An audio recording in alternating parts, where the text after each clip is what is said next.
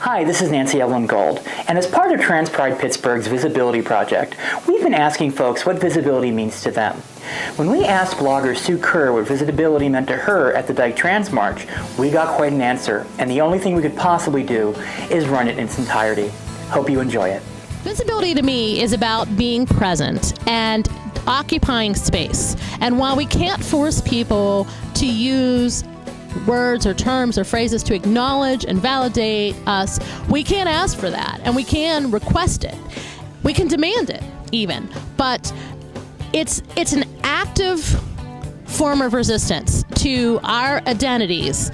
And I'm, being very broad in that term, but, for the trans community, of course, I'm not part of the trans community, but of saying we are here, we are part of the community, and we are going to make sure that you have good information and an understanding and appreciation of who we are and who our culture is and how we are your neighbors and how we relate to you.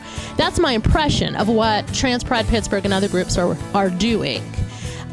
I understand that the word gay is not shorthand for the LGBTQ community and or other groups within the community.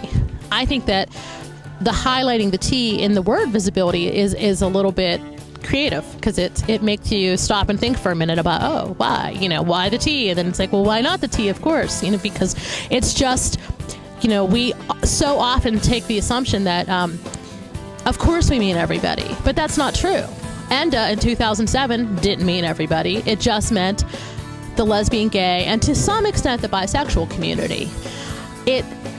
Right now, the religious exemptions being considered in ENDA and in the executive order don't include everyone. One of the counties in Pennsylvania, their non-discrimination ordinance is just sexual orientation. Half of the states with non-discrimination policies, it's just sexual orientation. We repealed Don't Ask, Don't Tell, and we always forget to talk about except for people who are trans. So, a lot of times we have to constantly say, even in 2014, we're still doing things where we're saying, well, we'll get to you.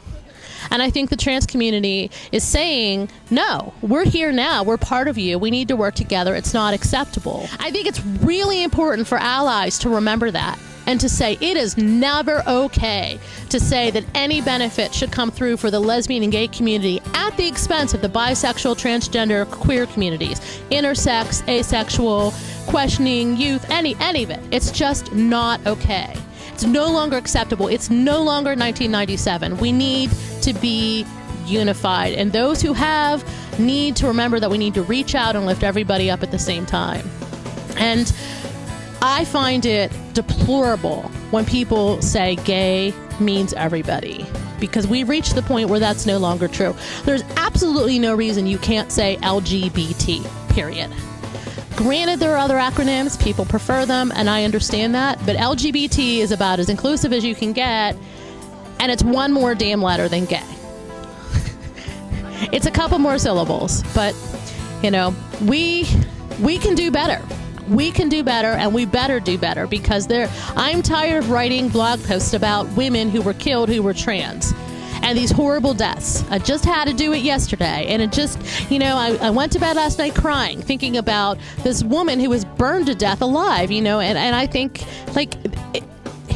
this just shouldn't be happening, and we're making it happen by denying our own brothers and sisters and our neighbors and our friends, and, shame on us. Shame on us.